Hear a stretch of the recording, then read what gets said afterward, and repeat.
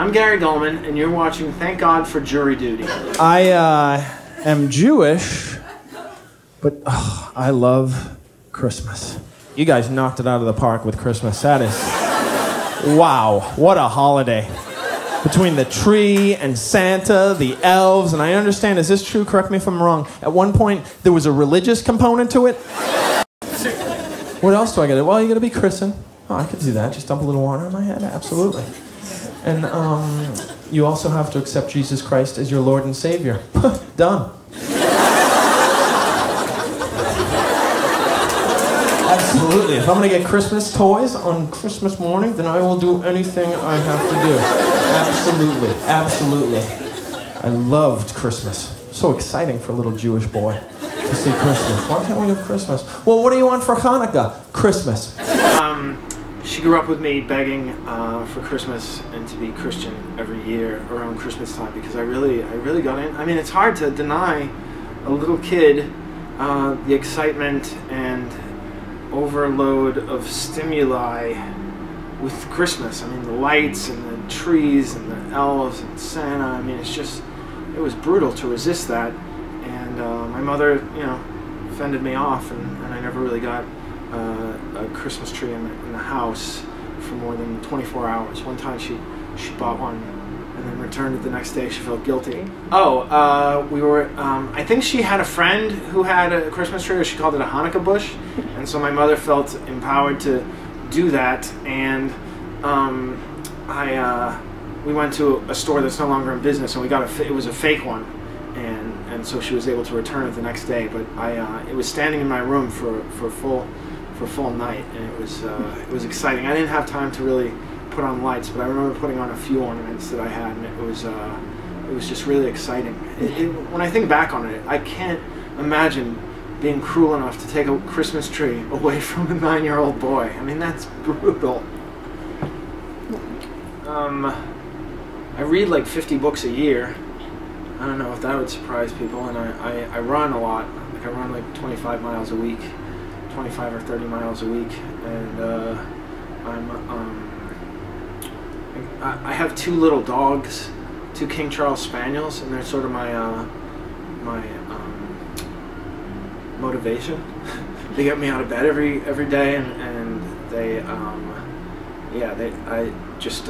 adore them. So yeah, those things people might not know.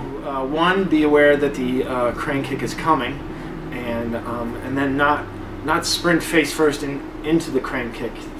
You can pretty much just wait the guy out because it's an off balance position, so you can just wait for him, and eventually the referee will tell you to come closer. You have to recognize that he's about to do the crane kick, but he telegraphs it. He telegraphs it. He couldn't be telegraphing it more if he was standing there with a telegraph. New York City by about 30%. It's better to be a comedian in New York City by about 200%. But I think the number of great comedians in New York City, there are probably 30% more. Probably because that's how many more there are. But I just I love New York. I think it's really allowed me to improve so much over the 6 years that I've lived there. I loved the feeling of making people laugh.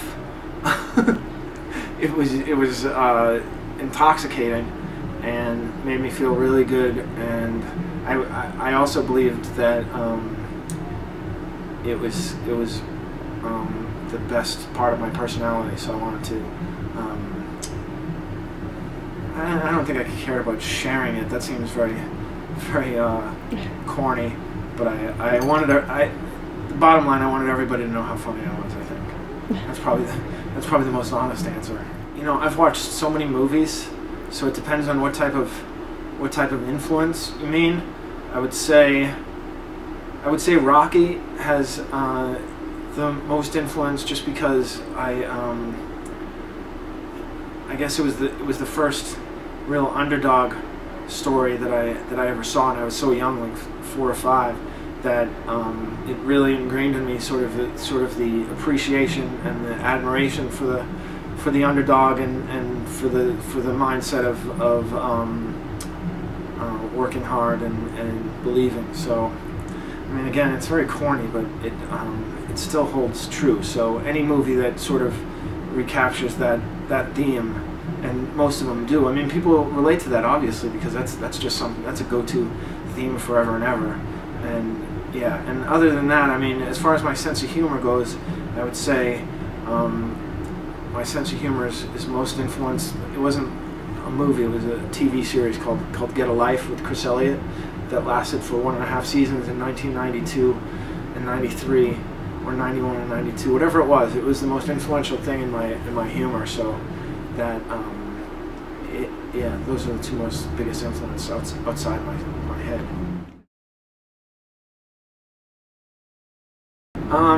It was a mixed blessing.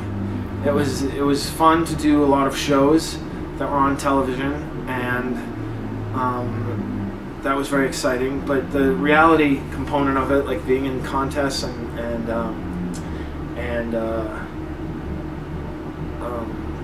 the pressure and it was sort of the beginning of internet chat room cruelty, you know, the cyberbullying, and I am so sensitive that I learned quickly to never read comments on any of my work because it can devastate me. As many good comments as there are, one bad comment just it hurts. It's so painful. So yeah, I don't know that I could have gotten through high school if Facebook existed when I was in high school. I probably would have either taken my own life or just transferred or quit school entirely and gotten my GED, because kids have always been cruel, and they have a new weapon now that is just relentless.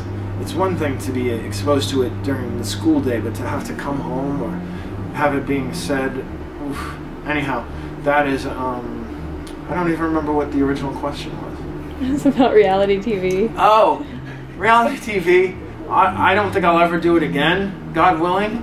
But it was worth the exposure I got, and you know, there are still people who see me that at live shows that discovered me through Last Comic Standing. So I can't discount that. I just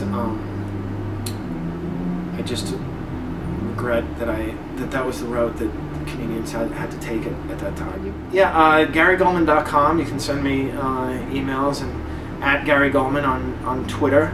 GaryGulman.com is where we connected. Thank God for Jury Duty. The producer of Thank God for Jury Duty contacted me and set up this interview. So that's GaryGulman.com, and then I'm on Facebook, Gary Gulman, and you could like my page, I guess, which is just build self-esteem. I don't know that that's really a positive thing, but yeah, that's about it.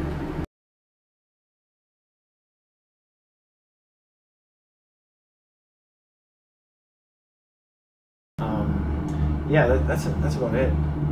I live in New York City. I perform there at the Comedy Cellar all the time. Did you run out of space? I turned it off because you said that's it. Oh yeah, that's it. Sorry. We didn't miss anything. That's cool. The Lonely Tree. Do you know how the Lonely Tree grew big and strong? Tears. He cried so much out of loneliness that he grew big and strong and made it to the National Christmas Tree Competition. And he placed third. But I wrote the book, and my self-esteem was so low that I was like, nobody's gonna believe he could win this thing.